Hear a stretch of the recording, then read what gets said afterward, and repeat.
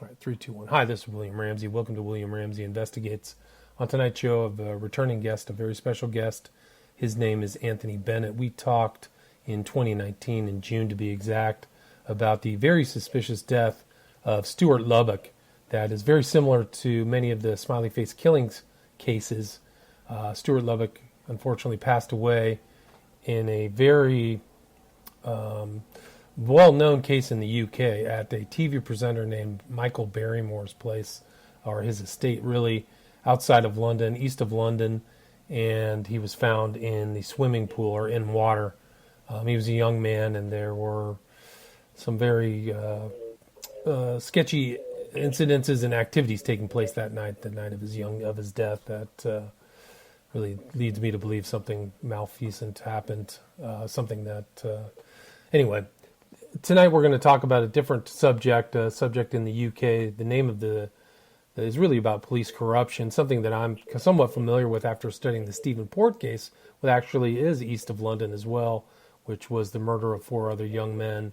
There was recently an inquest. I don't know if anybody's been fired, but it was really kind of a very serious shortcoming in the London police, or the city that Stephen Port was in. There's actually just a couple updates. There was another young man who was arrested in a secret case in Manchester that recently went public. It was kept quiet for 2 years, and he had drugged and GHB'd men for a long period of time and had over or upwards to 200 victims. So we're going to talk about Operation Tiberius tonight.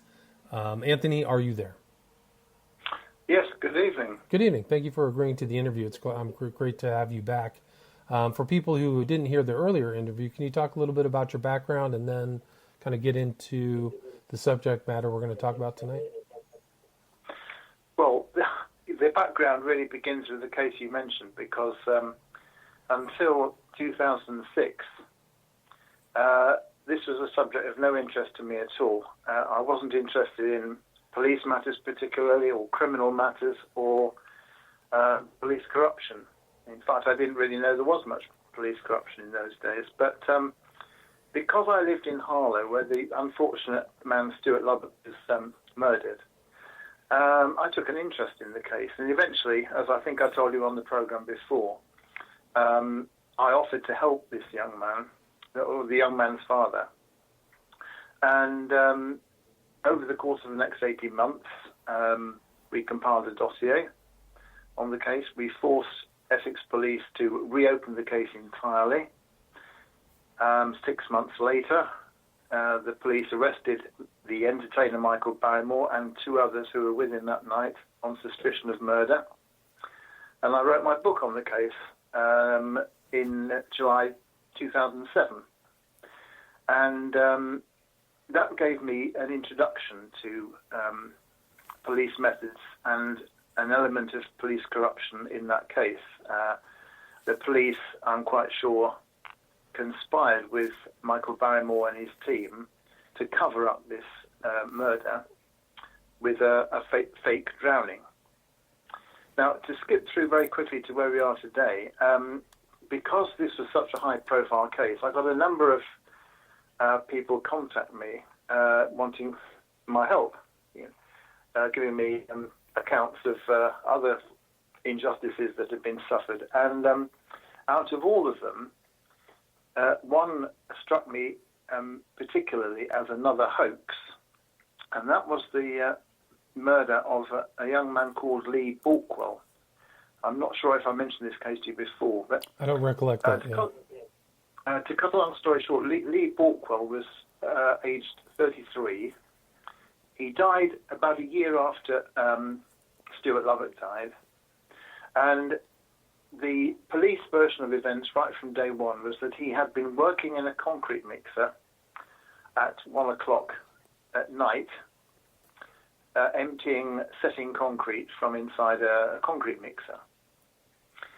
And although the story sounded quite unbelievable, it's fairly unusual to be digging out concrete at 1 o'clock in the morning. It was a story that was believed, and the police are still running with it to this day, 18 years later. And there are ongoing attempts to appeal, to get a second inquest, and so on. But this murder of Lee Borkwell was related to one of the major drug dealing empires in East London and Essex. And the connection with Operation Tiberius is simply this, that the young man Lee Borkwell was murdered in 2002.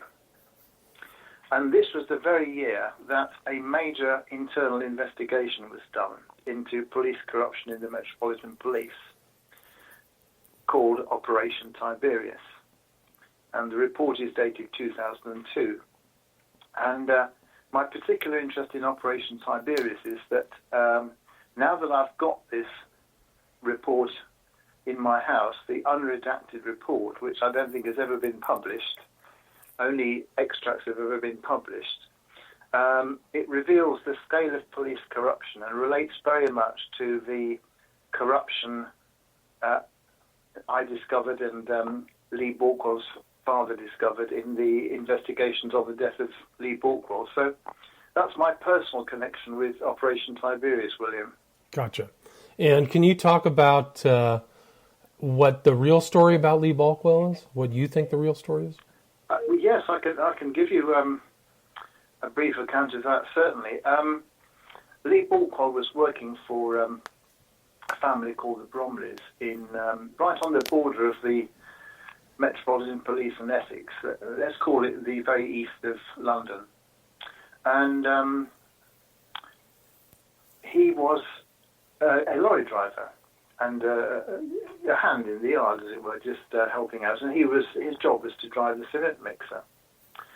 And I'll tell you the story as I believe to be the case from the evidence. And this is the version we've put forward and have been campaigning for 18 years to get solved one way or another. But in short, that evening, Lee Borkwell drove his lorry back into the yard at about 7:30. Now we know, because there was CCTV on the place that evening, that there was a drugs delivery that evening, and you can see various people. First of all, bringing in a supply of drugs, opening the car up, taking out a case full of drugs, sorting it out on the ground, and then bringing it into the house, where no doubt it was weighed and sorted out. And then you see various buyers coming in their car down the lane. And one of the interesting features about that is that it's fairly clear that this family, the Bromleys, were well known to the police and had insiders in the police force who were guaranteeing the free passage of drugs to and fro. And this is one of the things that was opened up in Operation Tiberius, the fact that corrupt officers in the Metropolitan Police in Essex are very much deeply involved with the drugs trade, the criminal drugs trade. But anyway, after 2 or 3 hours sorting out the drugs and no doubt having a drink and so on inside the house, for some reason the young man Lee Borkwell at 11:30 that night went out apparently to get a takeaway from a Chinese or a chippy in nearby East London. And he can be seen on camera returning an hour later, half an hour later. But of course, it's completely dark by then. It's been dark since 9 o'clock. Now, what we do know is that he was reported dead, half hanging out of a concrete mixer at 1:03 that morning. And in summary, the police version is and the Bromley's version is that they accidentally switched on the machine while he was working in the machine, digging out concrete. But it's absolutely plain from the details of the case that he was murdered in a savage assault, and the concrete mixer was switched on in order to disguise the brutal attack on him. Gotcha. And funnily enough, as we're having this interview now, after 18 years of trying to get corrupt police forces to investigate this death, we have now got one of the top pathologists in the country who has investigated this exhaustively and is quite certain in his own mind that the young man was murdered. So we might be making progress at last. I see. And then So you've seen this corruption, but you also wrote a book about Madeleine McCann as well, is correct? Or I did. I've written two books, yes. One of which is banned? About Madeleine McCann. Well, I'm not sure if your audience have heard of the case of Madeleine McCann. I think so. It's actually one of the more well-known cases from Europe or from the UK and the US that Americans do know. So I would think the name is known to quite a few people, but well, I don't know if you know this, but Netflix recently put out a documentary series. Yes, okay. Yes, okay. That Netflix documentary was totally removed from the truth. There's no truth in that at all. It was complete spin and PR the whole way through. But no, I became interested in the Madeleine McCann case because the facts didn't seem to add up, and the claim was that she'd been abducted, and I never thought that was the case. And I went into print and wrote a book about it very early on, which got me into a lot of trouble because the book was suggesting that she might have died and that might have been a cover-up. And unfortunately, my book was banned by the McCanns, and I am still now today under restrictions about what I can say about the case. Wow. So I can't say too much, but that is a case that many years on, and it seemed to me to have the elements of a hoax. But as I say, I am restricted by court order from saying very much about that. I see. And when did that court order go through? Sorry? When did the court make that decision to curtail your... Right. Let me explain accurately that in 2009, I was put under a what's called an undertaking, a court undertaking. I undertook not to repeat libels against the McCanns. I see. Unfortunately, over the next 2 years, my activities on the internet got a bit too specific about what might have happened, and I was taken to court in 2011, and the end result of the court case was in 2013. I see. And the McCanns have been very litigious, isn't that true? Is that they've really tried to protect themselves? They have been absolutely extremely litigious. Along the way, I did a calculation of how much they'd spent on lawyers, and I think it came to several £1 million.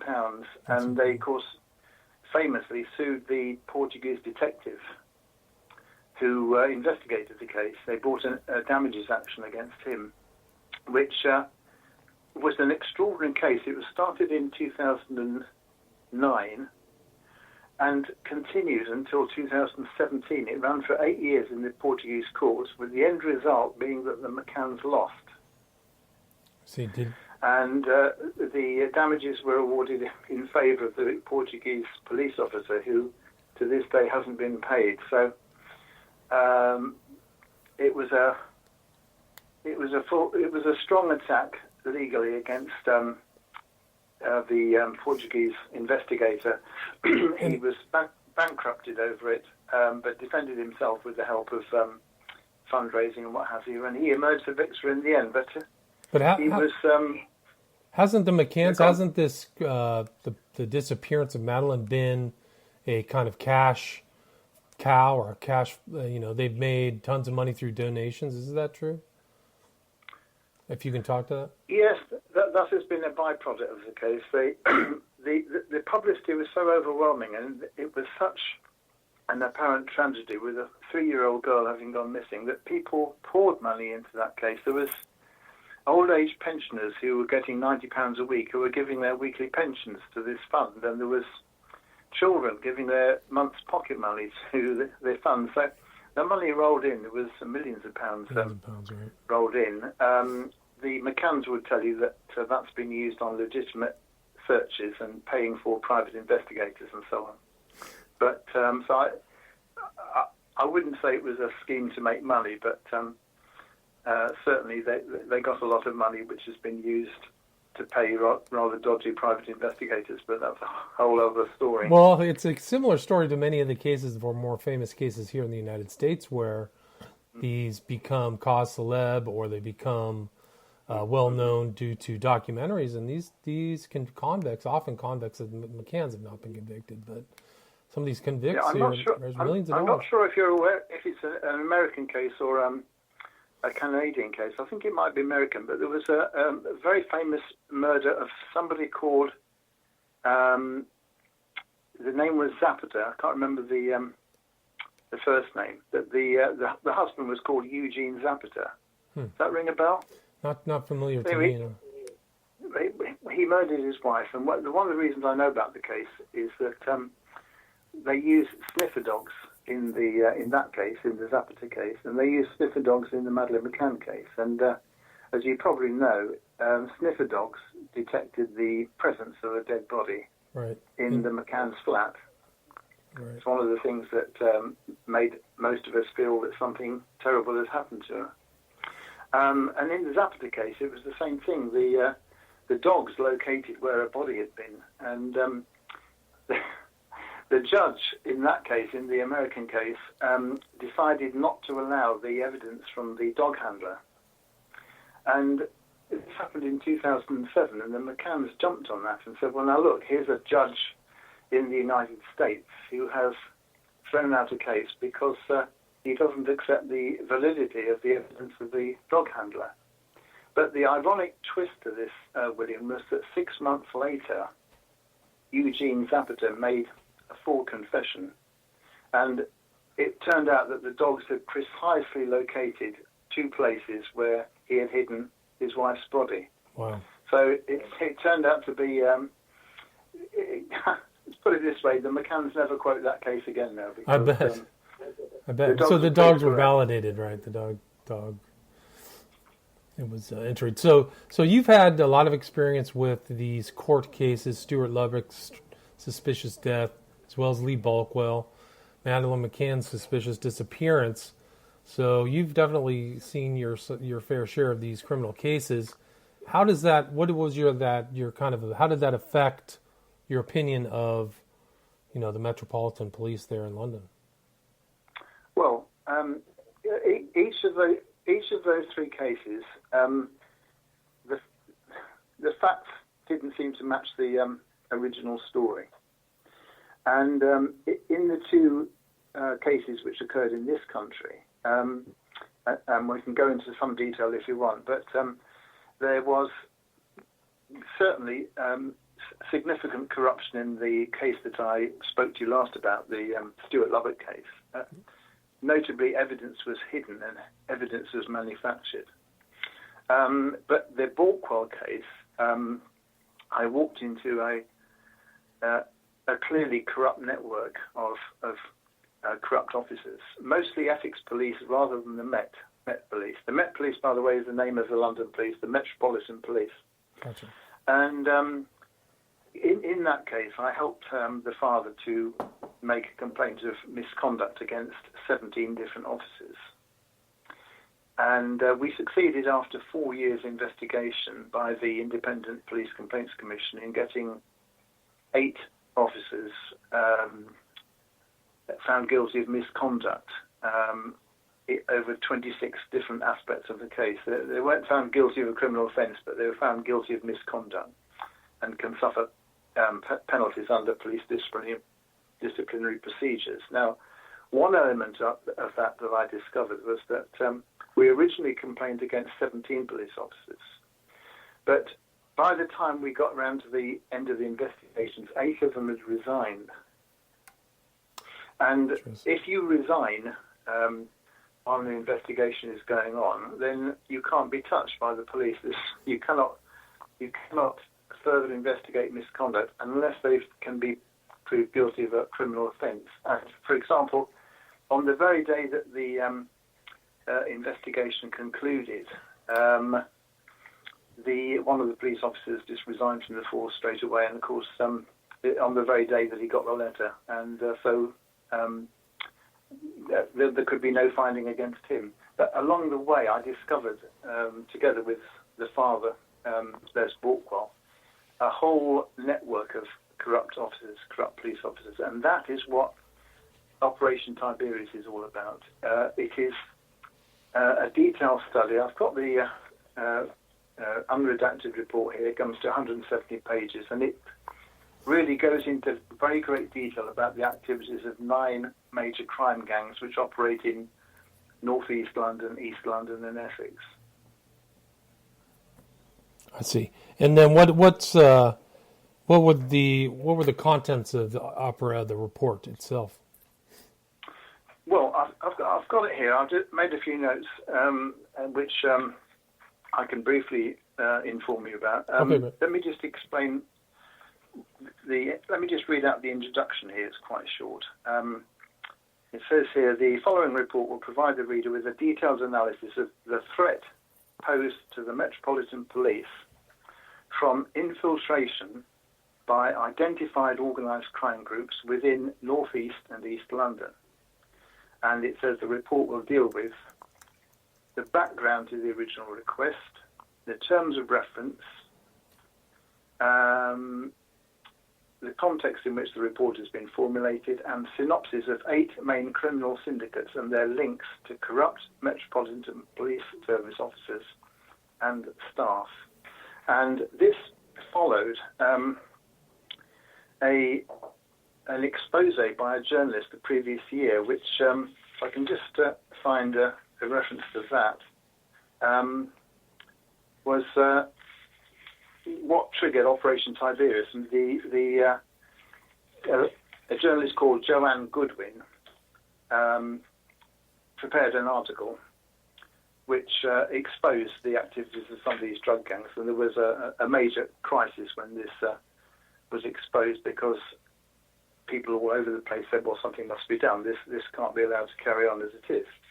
And so this report triggered Operation Tiberius, William, which was carried out during 2002. Gotcha. It wasn't, the existence of it wasn't found out until about 12 years later, when some information was leaked to a journalist. So despite this extensive investigation, it was totally secret. Nobody in the outside world knew about it. Nobody outside the police knew about it. And as I think we can discuss in the programme, really, in effect, nothing's been done about it. Interesting. So, but it did, the report itself actually talks in detail about how these kind of cartel of police and gang leaders kind of work together, correct? Yes, very much so. Yeah, very much so. Let me just read out the little paragraph here about what they call the depth of infiltration. Okay. Just, by way of background, first of all. The Tiberius team believes that organised crime is currently able to infiltrate the Metropolitan Police Service at will. And these are the factors they mention. 1. Clustering of corrupt networks of officers within one of the high-level departments of the police and other organised crime investigative units. So, in terms, corruption right at the top, some of the high-level investigative units. And then it talks about, secondly, networks of former Metropolitan Police Service officers who still network amongst serving officers in the North East and East London. Then it talks about long-standing relationships between these networks and organised criminals. And concludes by saying this, William, the ease with which existing murder investigations have been compromised and sensitive intelligence regarding other organised crime investigation has been leaked are examples of this infiltration. Operation Tiberius has identified at least 3 top-level murder investigations where corrupt networks have sought and obtained sensitive intelligence to help them evade capture. Wow. That's incredible. Sorry? It's incredible. So they were able to actually infiltrate and subvert the proper course of law. That's remarkable. Let me just go on to another paragraph where they explain the methodology, the modus operandi, which will make things a bit clearer, I think. Okay. So these eight syndicates, it says, all of the identified 8 syndicates are among the highest echelon criminals. These are the names of gang leaders well known to the public, not only in North East and East London, but across the rest of London and in some cases nationally. All of the 8 criminal gangs have identified the benefit of having sources within law enforcement and in particular within the Metropolitan Police Service. In most cases, the full scale of the syndicate's criminal networks has not been identified. This means that the organisation could have unknown conduits controlling unidentified corrupted Metropolitan Police staff. I'll explain what a conduit is in a minute. Okay. It is clear that the main members of a network will not generally deal with the corrupted officer directly. In most cases, there will be an associate who is tasked to seek the information on behalf of the syndicate, the conduit. In most cases, this will be a fellow criminal or a former Metropolitan Police officer. And then this is significant, the next paragraph, William. It is also often the case that the syndicate will employ sterile corridors, meaning that only the conduit will know who the corrupted officer is. And often the corrupted officer will not know who the final customer is. Wow. And it goes on to explain that this sterile corridor serves these purposes. 1, it prevents the corrupted officer knowing who the final customer is. Whereas if he did know, he might refuse to carry out the corrupt act. Secondly, it keeps the principals distant from any corruption investigations. Thirdly, it prevents the organisation getting the reputation of working directly with the police. And fourthly, it lessens the chances of direct infiltration of the organisation by undercover officers.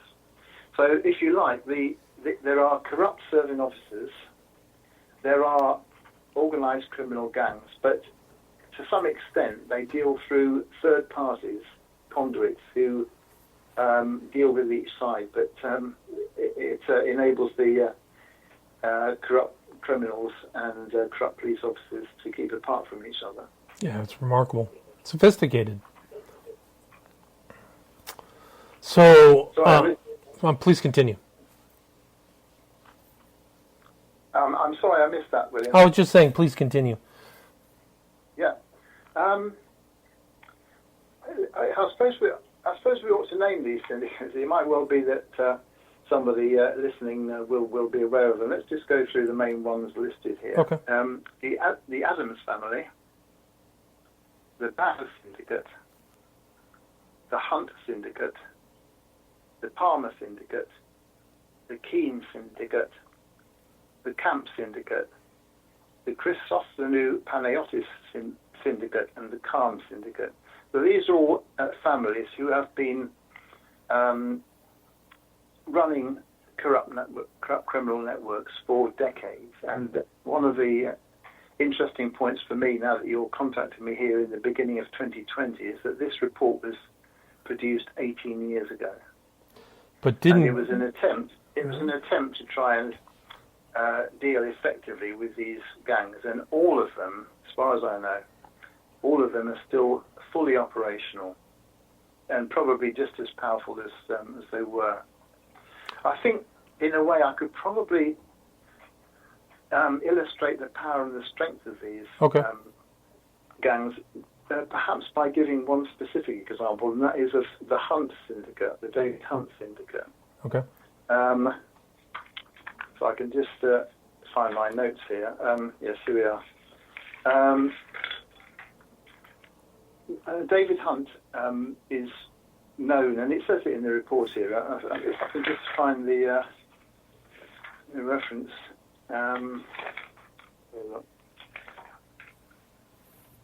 Yes, here we are, page 14. Just to introduce it by giving you this one paragraph, short paragraph from Operation Tiberius, this is the quote.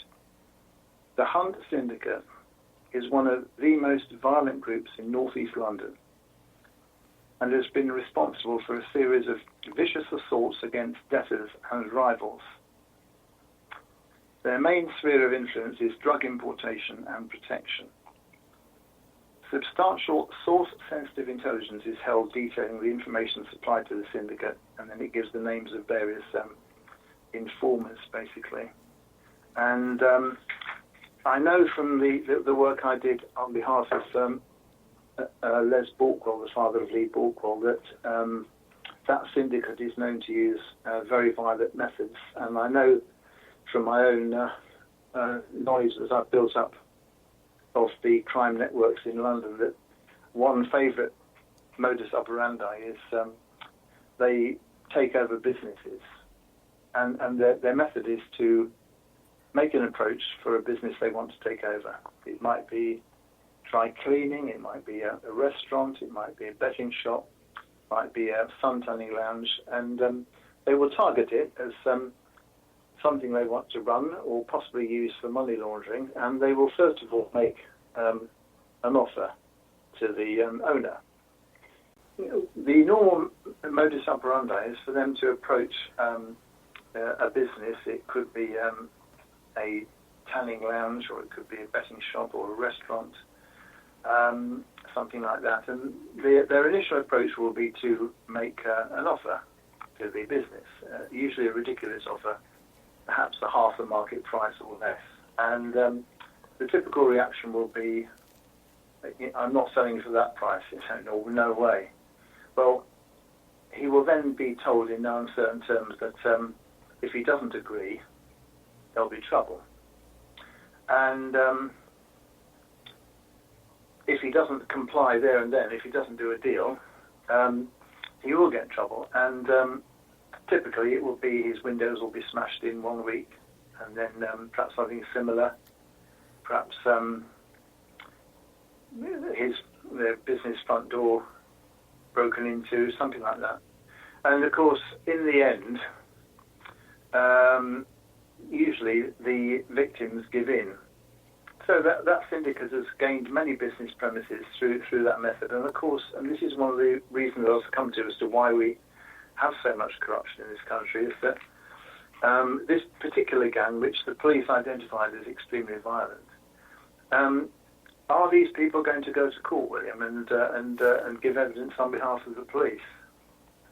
Probably not. They're not incentivized to. Yeah. Well, absolutely not, because they're in fear of violence. In fact, further on in Tiberius, it makes this point that it's almost, because of the power and the violence of some of these gangs, it's almost impossible. The police have got the evidence of this kind of activity. They know about it, and it's covered in the report, but they cannot get the victims to go to court. And I think perhaps if we've got a bit of time, if I could illustrate this by looking in more detail at Dave Hunt and his yes, please do. The court and the article that was written about him in the court case. If I can just spend a bit of time on this, because absolutely, it will give you an illustration of how they work. Now, in 2013, this was, I think, or perhaps a little bit earlier, going back a few years ago, the Sunday Times, one of our leading newspapers, did a major article about David Hunt, and it described him as a criminal gangster who was so powerful that the Metropolitan Police couldn't handle him, basically. Couldn't catch him. And if I can just give you a flavour of the article. Yes. Just reading bits from the article and skipping out certain bits. But okay, here we go then. David Charles Hunt is an organised crime boss. He heads a gang dubbed the Hunt Syndicate, which has been described as being an extensive criminal empire that has so far evaded significant penetration. And it goes on, this is the crucial aspect, I think. Hunt has been described by the Metropolitan Police sources as being, quote, too big to bring down. He became a close friend and associate of Reggie Cray, visiting him in prison in 2000. Now, does the name Reggie Cray mean anything to you?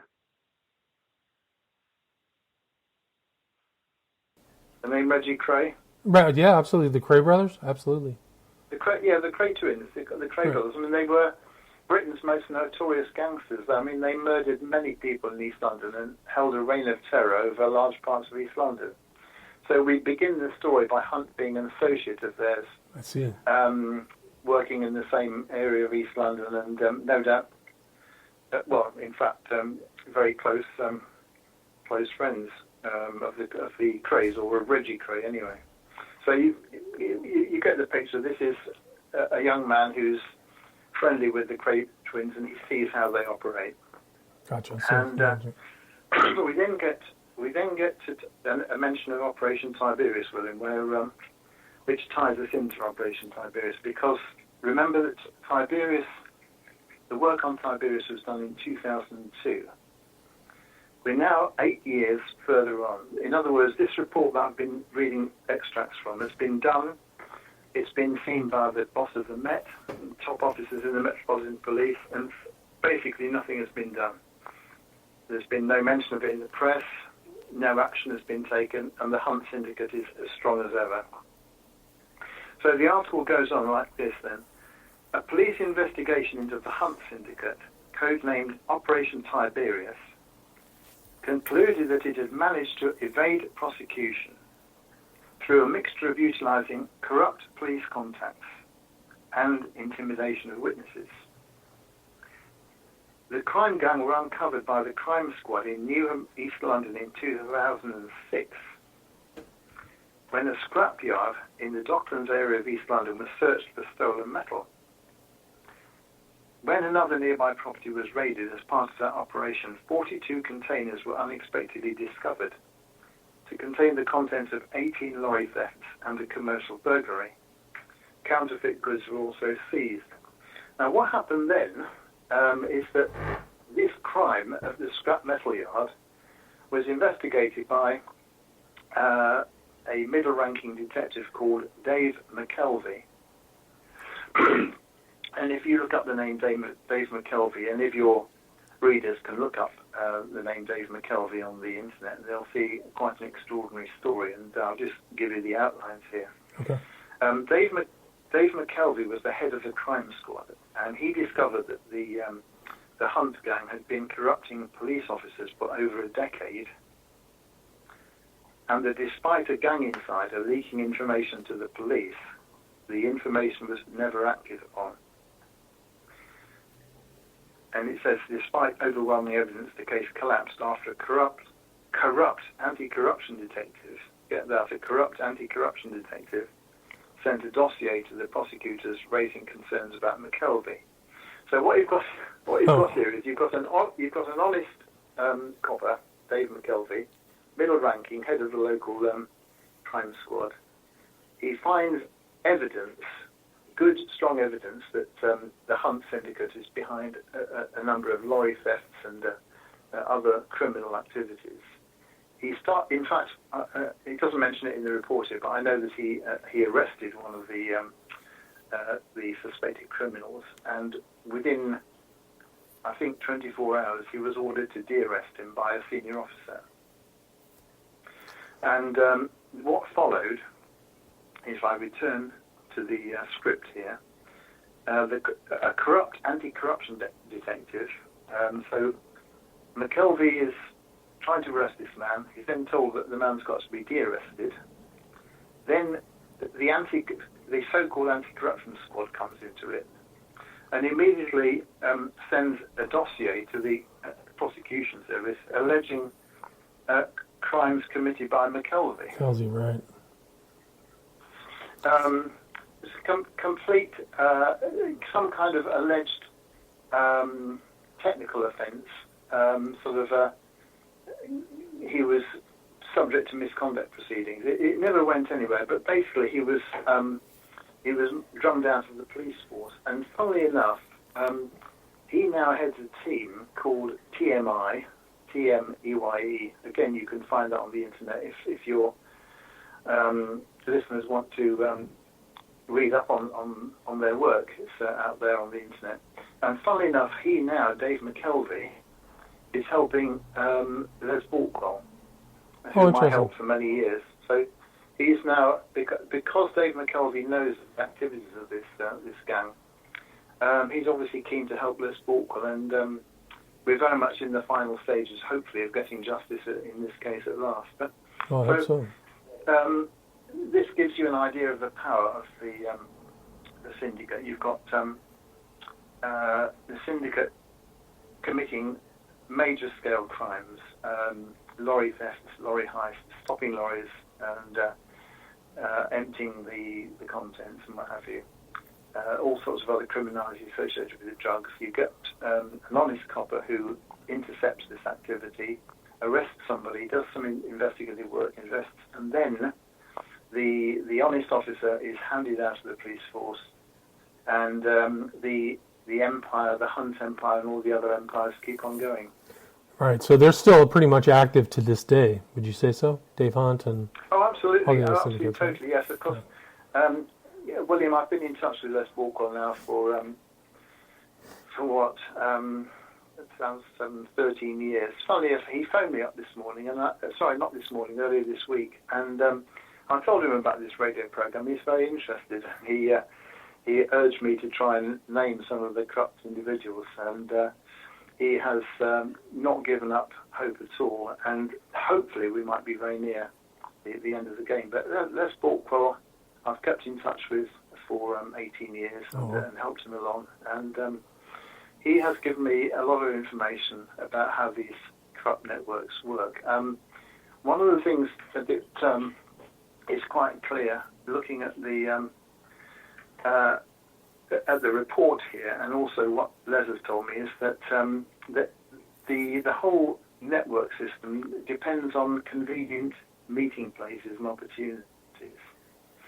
So commonly, corrupt individuals, whether they're police officers or criminals, will meet at a social club, or at an event. It might be somebody's birthday party, or it might even be a club, a football club. There's one major network that where a team of police officers used to play a team of criminals. They used to meet regularly and play football matches with each other, because they'd have a game of football and then they discuss all their corrupt details in the clubhouse afterwards. Makes sense. There was another major operation which was run from a gym in East London. Again, the gym contained some offices above all the gym and the swimming pool and so on. And again, this was a convenient place for the corrupt network to socialise and make contacts and discuss all their corrupt deals. By the way, before I forget, going back to Dave Hunt, his place was raided sometime in the not the previous decade, but the decade before, about 15 years ago. I learnt this from one of the police officers who was involved in the raid. And they looked inside. They managed to get access to David Hunt's safe. And within the safe, they found a letter. And this letter was a letter from the criminal to Hunt.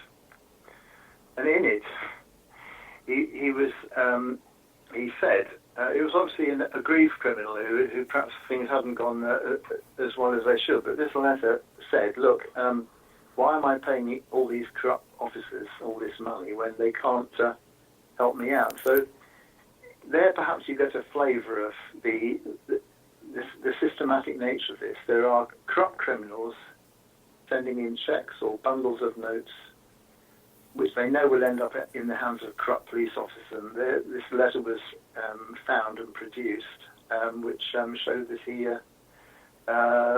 he was paying them money, and yet in some cases perhaps the police haven't been able to help them as much as possible. But anyway, if you just allow me to sort of go on to another aspect of this yes, case. please I've do. already explained to you that David Hunt is one of the most feared gangsters in the country. Now, when this article appeared in the Times newspapers, Hunt was outraged, and he instructed lawyers to sue the Times newspapers. Fairly unprecedented, that, and you'd have to say fairly risky, I think. And so he instructed lawyers. He asked the Times newspapers to withdraw their comments. He said, "Look, I'm not a drug dealer. I'm just I'm just an ordinary chap who likes to race pigeons and do a bit of part-time work scrapbooking. And the Times newspapers would not back down, and he sued them. And I've got here an account of how the court case went. Essentially, there was about 3 or 4 hearings. It went on over about 2 or 3 years. The judgment, if I could come to that first, just reading out from the court judgment, it says here that judgment was given in favour of Times newspapers and against David Hunt. It said, regarding the allegation that he was responsible for violent assaults on a victim, that was proven. And had he threatened to the party to a property dispute and orchestrated an attack on him? Yes. Had he avoided prosecution through intimidating a witness? Yes. And then finally, the judge said that he was the head of an organised crime network who was implicated in extreme violence and fraud, and therefore the case was lost. Now, the extra dimension to this, William, not only did he suffer a humiliating defeat in the court, but the court case almost never went on because of what was known about Hunt's methods, his syndicate. He was known to intimidate court officials and attempt to nobble juries and so on. And the first team of security officers who was appointed to look after court officials and the jury and so on had to be stood down because they suffered severe intimidation. Interesting. A second security services company was approached, and because of the Hunt's reputation, because of the syndicate's reputation, they similarly declined even to get involved, and eventually they found a third security agency, and the trial moved to a conclusion. But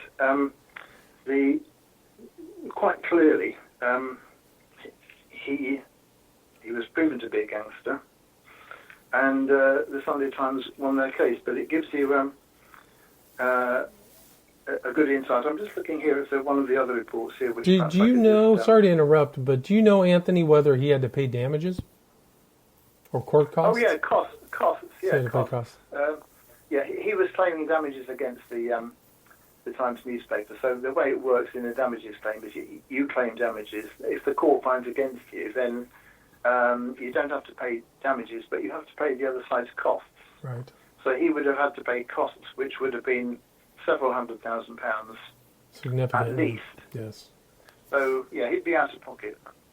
But this report that I'm reading now says the 5-week trial, it said, gave a unique insight into how criminal gangs still exert a powerful grip on London and how their ringleaders can escape justice by wielding menace and intimidation. More worryingly, the case has even led to claims that Hunt had infiltrated some of the Metropolitan Police's most sensitive units and bribed officers to ensure he is not convicted for his crimes. And then he goes on, there could hardly be a more urgent matter of public interest. And it then goes on to ask how he became the boss of such an untouchable criminal network. And he's still untouchable to this day. His network is untouchable. And quite honestly, the Metropolitan Police have given in. They just cannot attack these criminal gangs. And that is why last week I was very encouraged to see that our new Prime Minister, Boris Johnson, had said that he would take personal charge of a fresh attempt to effectively reduce the influence of these gangs. He made a speech last week in which he said he was going to set up a task force and head it up personally to take effective action. But, so part of the reason they've immunized themselves, these criminal gangs, is they've infiltrated the Met Police to subvert and expose any type of actions against them. Correct? Mm-hmm. Right. What were Tiberius's recommendations? Yeah, right at the end, let's have a look at them, yeah.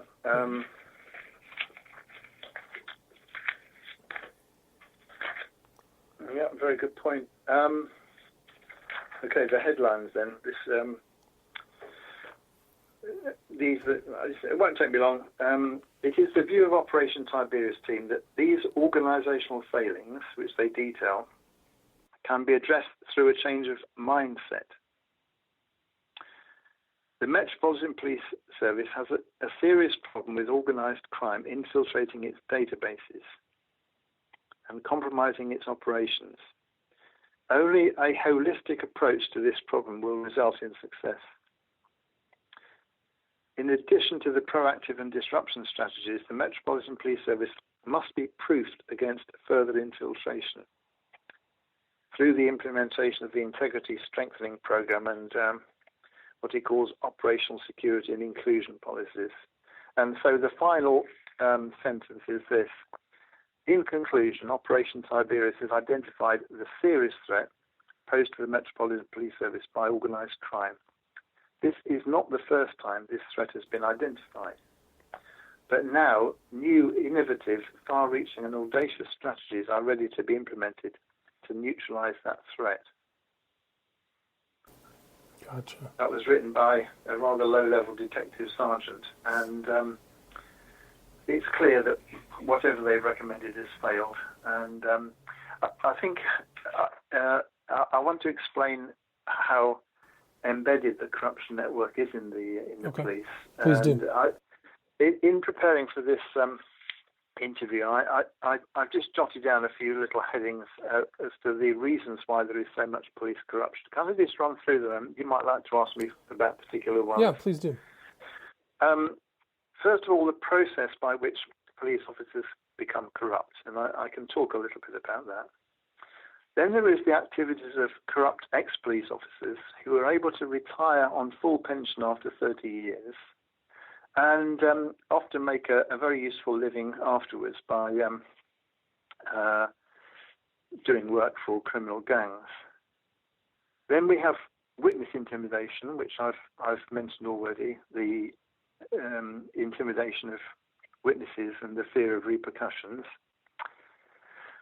And then there's another aspect which is highlighted by some investigators and some commentators, and I feel this is a very important one. The people who run the police forces these days are not, as they used to be, people who started off being coppers on the beat, doing basic policing in the community and then working their way up. If you look at all the chief police officers and the deputies, the assistant deputies and all the rest of it, almost none of them have ever done basic police work. They've all been trained in police colleges. They've got degrees in criminology and sociology, things like that. And they have a kind of collective mindset which has become corrupted. And so they are fully trained these days, for example, in how to cover their own backs. They will discuss these things at these police colleges. They will discuss these things. So we haven't got the people running the police force these days who grew up patrolling a neighbourhood and then working their way up as a constable and a sergeant and so on. We've got these academic types who are running the police force. And a good example of that, William, if I go back to probably the best head of the Metropolitan Police we ever had, his name was Sir Robert Mark. And he operated in the 1970s. And he knew that police corruption was rampant, and he set about it in a wholehearted way and rooted out many officers. He prosecuted them. He got the evidence and he prosecuted them. And he had been a soldier, actually, in the, I think he was in the D-Day operations in the Second World War. He'd been a soldier in the war, and then he became a police officer and worked his way up in the ranks. And he knew what the police force was like and dealt with it accordingly. And yet today we've got this sort of university-trained liberal left cadre of senior officers, and they've got a different mindset altogether. They're more administrative, yeah. well, another bullet point I've got down here is the complete ineffectiveness of the main complaints bodies. We've got a body called the Independent Police Complaints Commission that investigates complaints. Ineffective. Further related to that is that 99% of all complaints against the police are investigated in this country by the police themselves. So when Les Borkwell first complained to the police back in 2002, for example, his case was investigated by Essex Police. And the Essex Police investigated the complaint and dismissed it.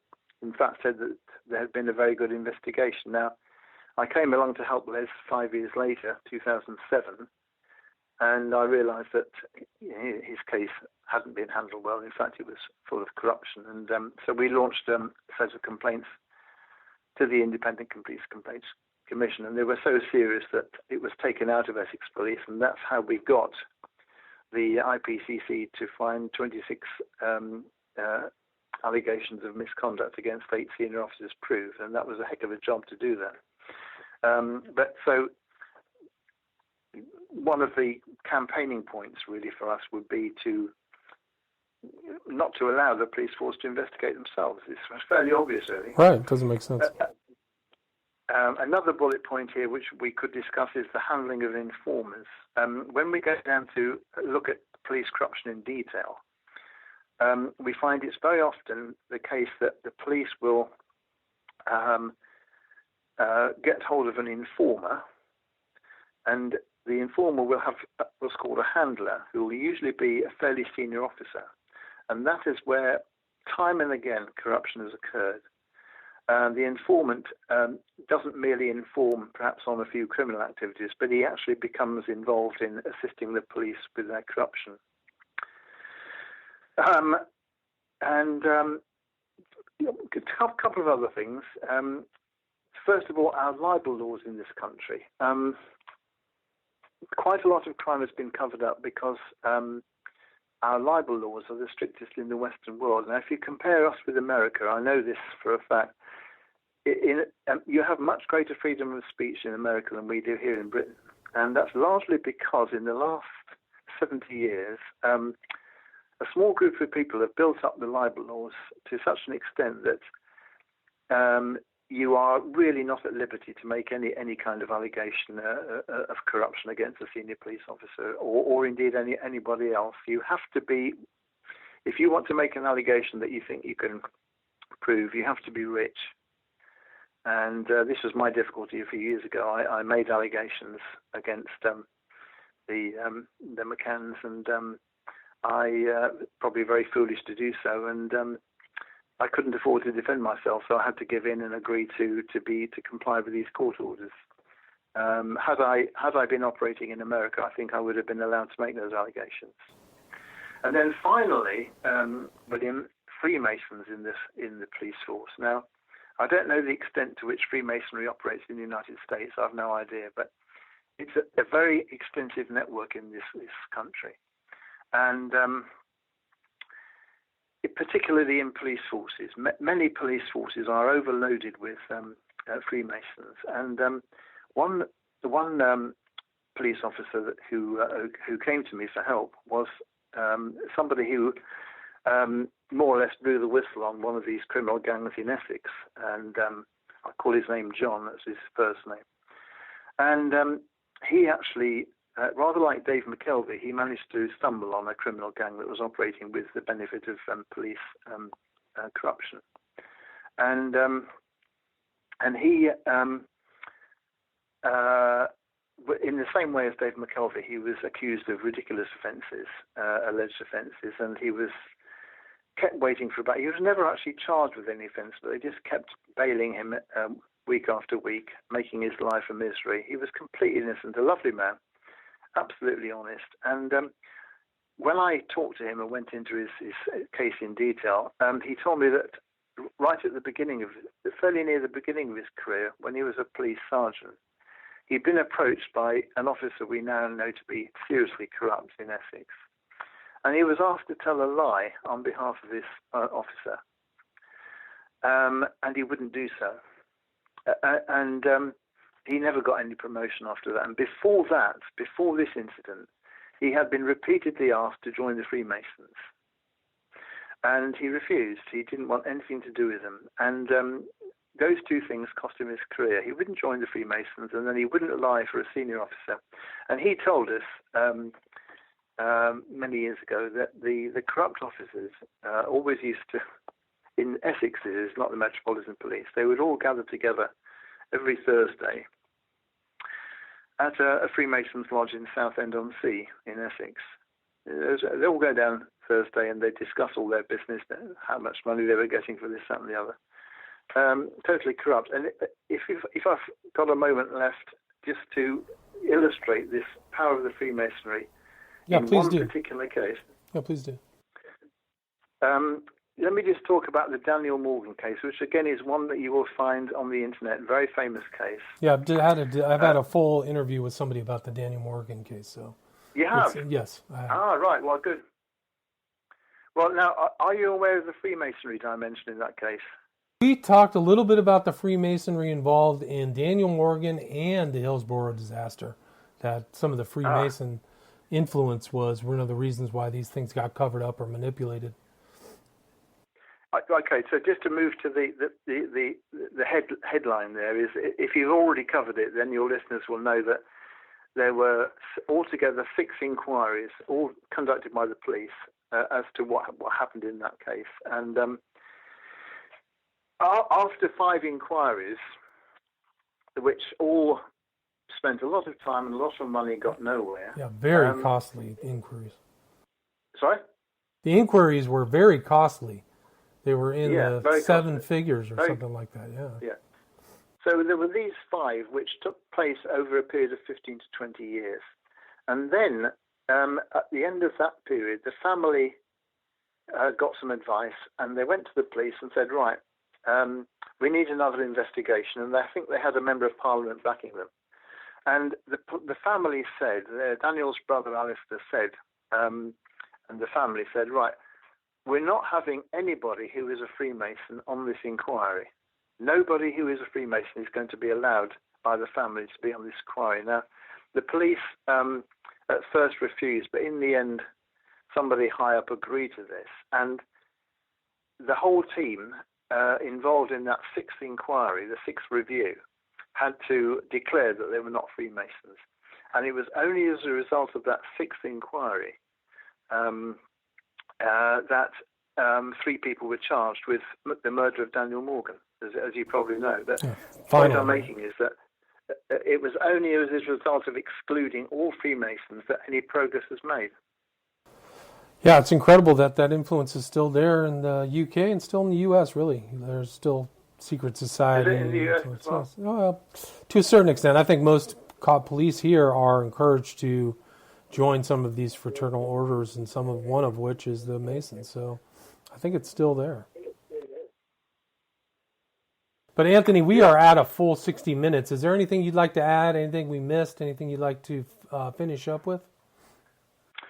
Not really. I would only like to say that I've been taking great interest, of course, in the great debate over the alleged Russian collusion, right, which didn't get anywhere, and the great impeachment trial. I would love to know if you're going to cover some of the activities of the Democratic Party and the deep state over there, because that's a source of great interest over here.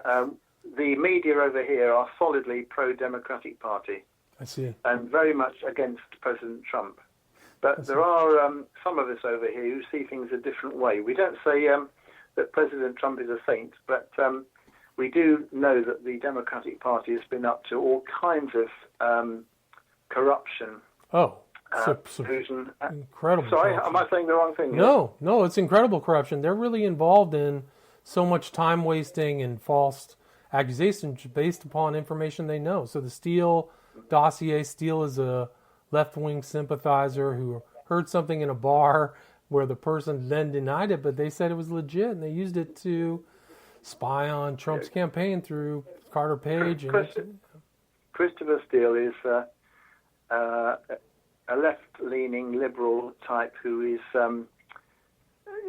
allied with the wrong people in this country, and his dossier is fake. There's no doubt about it. I think he's more or less admitted to it. But then there is the additional corrupt way in which the Pfizer warrant was obtained, and then there's the Ukrainian corruption, which is really all the Democratic Party, the Bidens and the Clintons and the Pelosi's and so on. But, anyway, I haven't come on to talk about that. That's all right. Well, we could do another interview. It gets bigger because then there's Stephen Halper's around there. He's moving around out of England as an intermediary, getting paid 7 figures by the FBI to, talk to people on the Trump campaign. Yeah. So there was all kinds of malfeasance. Will you give me a bell when you cover that, and I'll listen in eagerly? I will. I will do that. But tonight it was me and Anthony Bennett talking mostly about Operation Tiberius, this inquiry into corruption at the Metropolitan Police Force in London, and we covered a few other subjects, such as Stuart Lubock, who we talked about in June, Lee Balkwell, and a little bit of Madeleine McCann as well. So, Tony Bennett, thank you very much for your time. I appreciate you coming on the show. Not at all. Lovely to talk to you. All right. Take care. Have a good day. Yeah. Right, bye then.